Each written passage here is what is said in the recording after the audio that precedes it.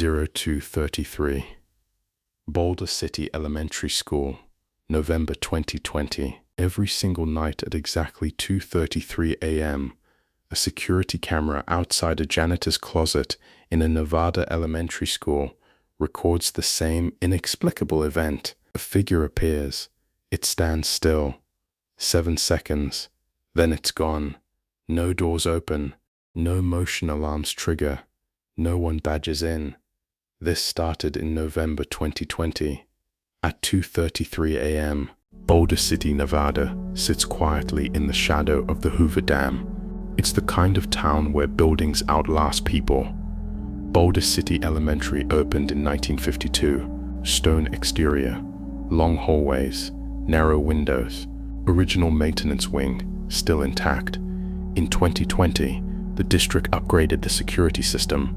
New cameras, new motion detection, cloud-based storage, including one camera positioned directly outside the janitor's supply room. On November 3rd, Sentinel Security Night Operator Tom Harper reviewed a routine motion alert, timestamp 02:33 a.m. He expected a false trigger.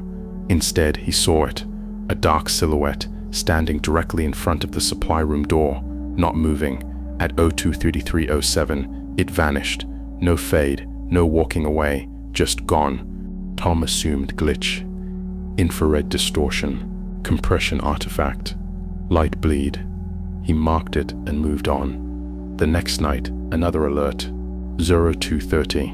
Same silhouette, same position, same 7 seconds. He pulled the previous week's footage.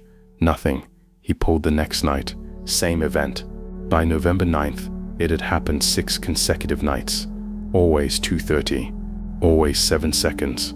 Always outside the janitor's door. The camera was inspected. Firmware updated. Lens cleaned.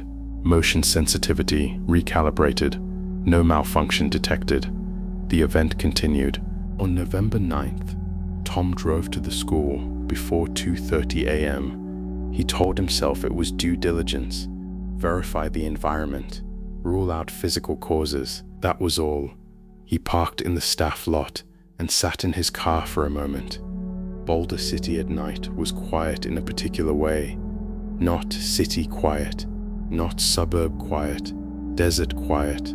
The kind of silence that has weight, that makes small sounds feel closer than they are. He badged in through the side entrance at 2:26 a.m. The hallway lights were on their overnight setting, half power, slightly dimmer than during school hours. The maintenance corridor stretched ahead of him. Stone walls, linoleum floor worn smooth by decades of foot traffic. The smell of cleaning solution and old wood. The walls here felt older than the rest of the building. Thicker, lower ceiling, heavier doors. Tom walked slowly. His footsteps echoed more than he expected. At 2:31, the corridor was empty. Fluorescent lights hummed softly overhead. The HVAC clicked in cycles. On, off, on. Tom positioned himself 15 feet from the janitor's door. He checked his watch. 2:32. The air felt colder, not dramatically, just a degree or two lower than the rest of the hallway. The kind you notice only because you're already paying attention. He kept his eyes on the door and didn't move. At 2:33, the hallway lights flickered once, a single pulse. Less than a second, then steady again. Tom stared at the door. Nothing appeared in front of him. No shape, no shadow. But his radio emitted a brief burst of static. Sharp, clean, then gone. He looked down at his watch. 02:33:07. Silence returned. He waited another few minutes before moving. There was nothing. The corridor stayed empty. The door stayed closed. The building returned to its usual rhythm. Hum, click, settle. He walked back slowly. Flashlight off. Radio quiet. Footsteps echoing behind him the whole way. Back at the monitoring station, he pulled up the footage. The silhouette had appeared, standing exactly where he had been looking. 7 seconds, then gone. He had been 15 feet away. He had seen nothing. The camera had, The next morning, Tom accessed district employment archives. The search took less than 4 minutes. One result: Robert Jenkins, known as Bob, hired September 1957, position, head custodian, Boulder City Elementary. Years of service, 30. Retired status, deceased. Event recorded by paramedics, 02:33 a.m. Robert Jenkins, the head custodian, passed away on duty at the supply room on November 9, 1987. Tom read the entry twice. Then he read it a third time. He pulled the supplementary personnel file. It was thin, a few pages. Performance reviews, attendance records, a commendation from 1974. No complaints, no incidents, no gaps in the record. 30 years of service without a single unexplained absence. The commendation cited his dedication to the building's upkeep and his consistent attention to safety standards. Signed by Principal Harold Dunn, who had himself passed away in 1999. At the bottom of the file, a single handwritten note, undated, no signature. Bob knew every inch of this building intimately, caring for it with a devotion most reserved for their own homes. Tom wasn't sure who had written it. It didn't read like an official notation, more like something someone had needed to say. He searched local records next. Former staff statements had been preserved in a 2005 district history project, a collection of interviews conducted with longtime Boulder City employees before institutional memory was lost entirely. He found 3 references to Bob Jenkins.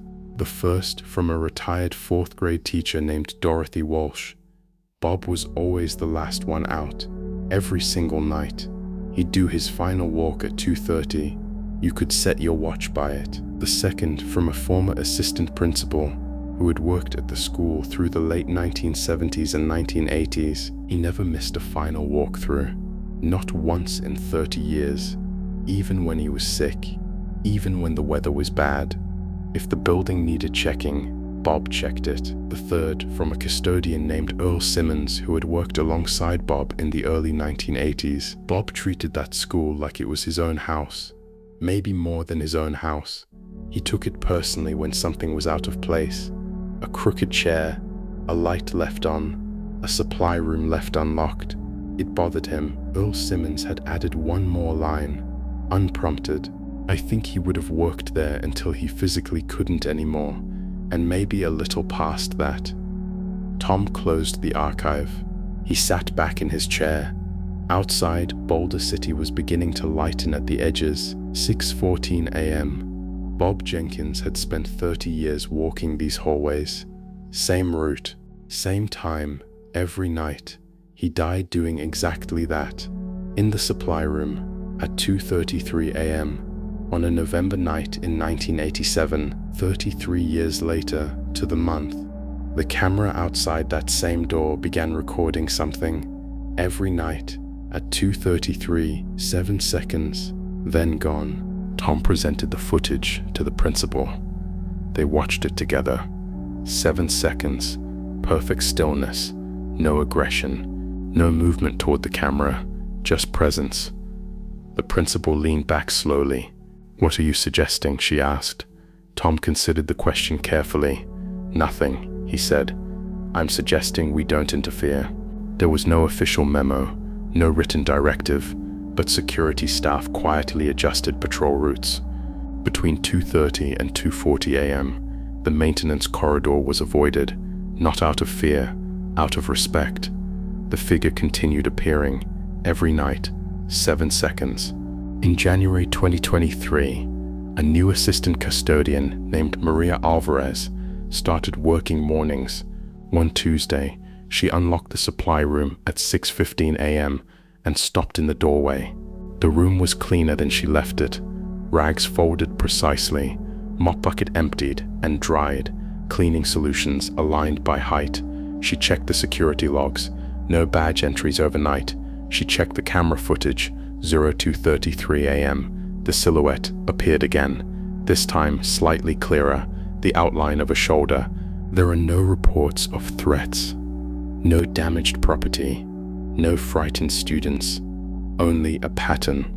He was no longer afraid, he only felt respect, because it wasn't something everyone could understand. At 2:33 a.m., for 7 seconds, a figure stands outside the janitor's supply room of a school built in 1952. Robert Bob Jenkins spent 30 years maintaining those hallways. He died during his final shift. At 2:33 a.m., security systems have been upgraded since 2020. Cameras replaced, software changed. The timestamp remains consistent. 02:33:07, 02:33:07. Every night, Tom Harper still reviews the footage each morning. He no longer looks for an explanation. He just checks that it happened, confirms the 7 seconds, and moves on. Some attachments fade, some routines break, and some habits apparently continue. The end. This story is a work of fiction. Names, locations, and events are created for storytelling purposes. Any resemblance to real persons or events is coincidental. Note: for more mysterious, dramatic, and horror stories, make sure to subscribe and turn on notifications. Please share your thoughts and suggestions in the comments.